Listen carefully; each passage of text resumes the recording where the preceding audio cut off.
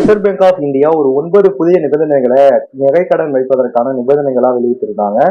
So அதுல ரொம்பவே முக்கியமான சில கடுமையான நிபந்தனைகள்லாம் இருந்துச்சு. அது என்னென்ன அப்படின்னா, நகையினுடைய உரிமையாளர் நகை வைப்பவர் தான் அப்படின்றத நிரூபிக்கணும். அதுக்கான சான்று இருக்கணும். நகையினுடைய தூய்மை தன்மையை நீங்க பரிசோதிக்கணும். நகையினுடைய மதிப்புல 75% மட்டுமே நீங்க கடனா கொடுக்கணும் அப்படின்ற மாதிரி நிறைய நிபந்தனைகளை வச்சிருந்தாங்க.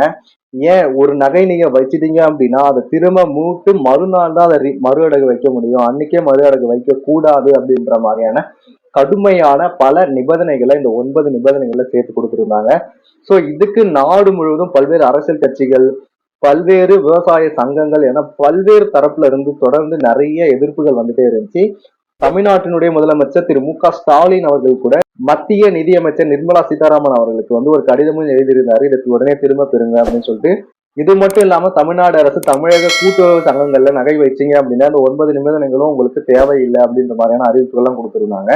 சோ நிறைய தரப்புல இருந்து நிறைய அழுத்தங்கள் வந்த உடனே மத்திய நிதியமைச்சர் நிர்மலா சீதாராமன் அவர்கள் இந்த அறிவிப்பை திரும்ப பெற சொல்லி மத்திய ரிசர்வ் வங்கிக்கு ஒரு அறிவுறுத்தலை கொடுக்குறாங்க. சோ அதன் பேர்ல மத்திய ரிசர்வ் பேங்க் ஆஃப் இந்தியா இந்த ஒரு அறிவிப்பை திரும்ப பெறுவதா, இந்த 9 நிபந்தனைகள் நகைக்கடன் வைப்பதற்கான 9 நிபந்தனைகளையும் திரும்ப பெறுவதா இப்ப அறிவிச்சிருக்காங்க. இதை பத்தி நீங்க என்ன நினைக்கிறீங்க? இந்த 9 நிபந்தனைகளும் தேவை அப்படின்னு நினைக்கிறீங்களா, இல்ல இது தேவையில்லை தேவையில்லாத ஒரு விஷயம் அப்படின்னு நினைக்கிறீங்களா அப்படின்றத உங்களோட கருத்துக்களா சொல்லுங்க. இதே போல கண்டென்ட் ரெகுலரா பார்க்கணும்னு நினைச்சீங்க அப்படின்னா மறக்காம சப்ஸ்கிரைப் பண்ணுங்க. கூட பெல் ஐக்கானை கிளிக் பண்ணி ஆல் ஆஃப் தி செலக்ட் வச்சுங்க. அப்பதான் இது போல போற ஒவ்வொரு வீடியோ உங்களுக்கு நோட்டிஃபிகேஷன் வரும். ஸோ அது நல்ல வீடியோஸ்ல பார்க்கலாம். Tata, bye bye.